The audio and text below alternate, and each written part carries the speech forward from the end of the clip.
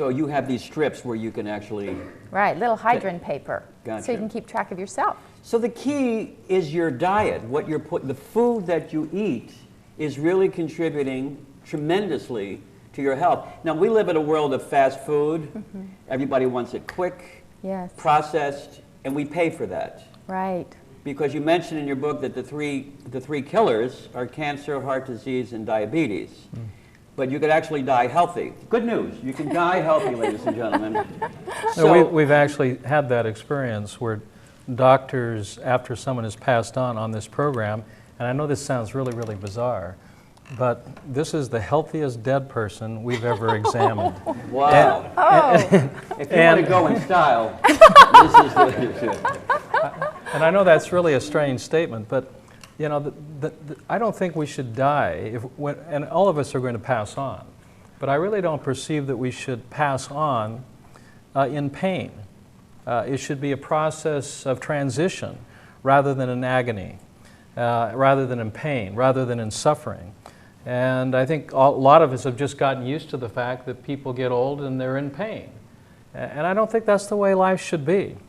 Pain is an expression of the internal environment. It is an expression of the milieu or the pH of your internal fluids of your body.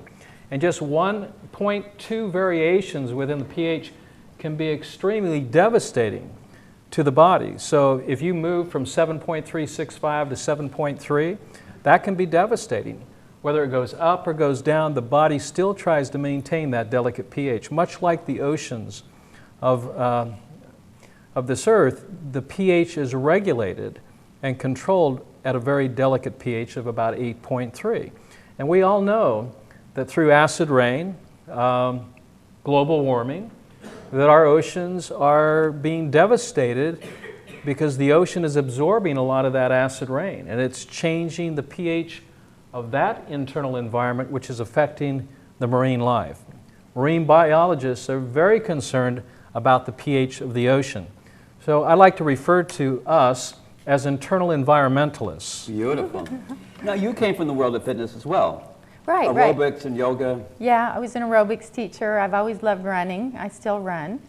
I love Kundalini yoga, and exercise is so important in the whole regimen of being an alkalarian also, because you're moving acids out through the skin and through sweating and breathing, deep breathing, these types of things.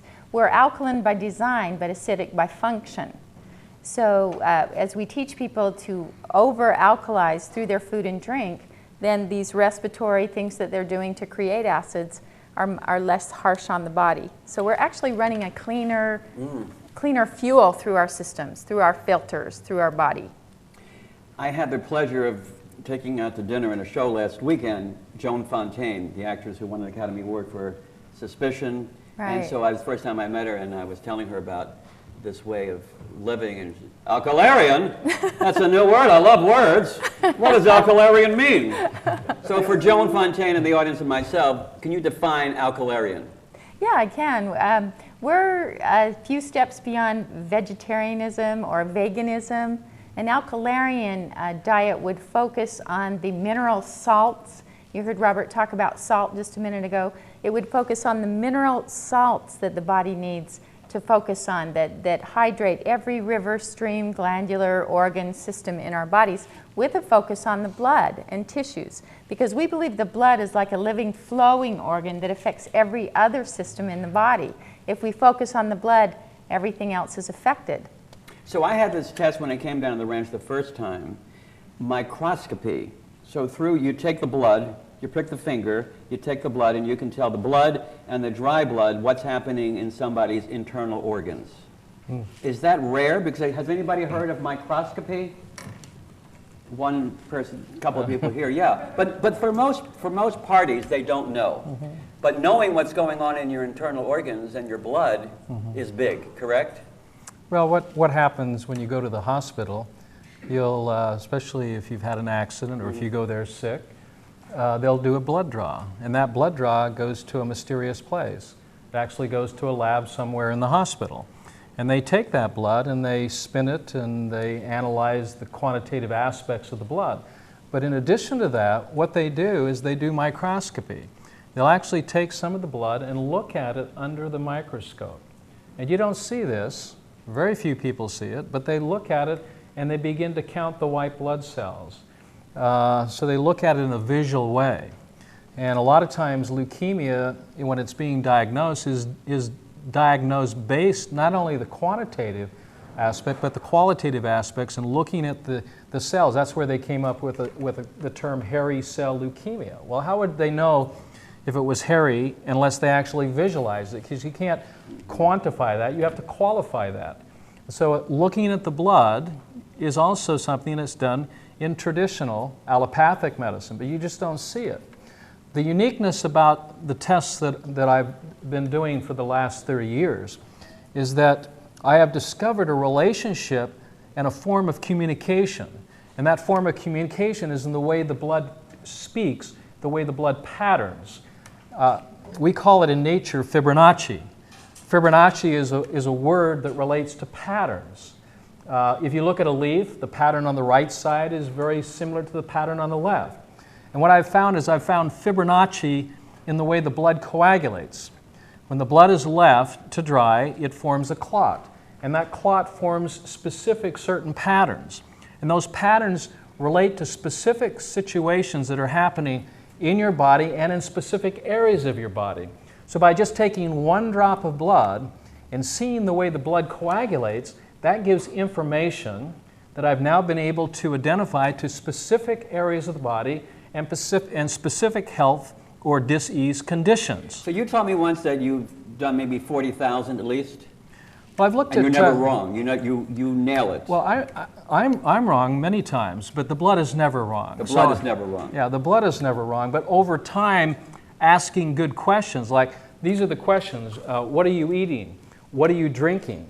Even what are you thinking affects the quality of the blood. So your words, your deeds, your thoughts, your actions all impact the quality of the blood. Now, my theory is this, is the blood is the most important organ of the human body.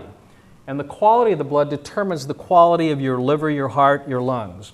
It is at the foundation. It is the primary stem cells that become your new skin. If you cut yourself, it is blood that flows to the cut. It is the blood that becomes the scab. It is the blood that becomes the new skin.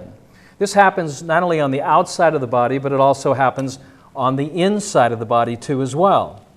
So the blood quality is very, very important. And this is not done in allopathic traditional hematology. So over the years, the last 30 years, I've been studying the quality of the blood and how it varies between, let's say, a diabetic to a cancer patient, to someone who has Alzheimer's, to someone who has chronic fatigue, and there's certain specific patterns that relate to the way the blood appears. So I can now look at the blood after many years of looking at blood and be able to tell you what you're thinking, what you're eating, rather than you tell me, because I've been asking the questions for years.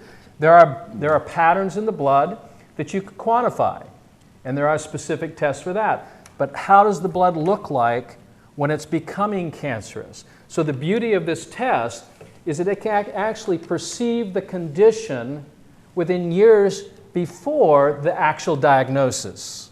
So if you're doing cancer, because you don't get cancer, you have to do it with your lifestyle and dietary choice.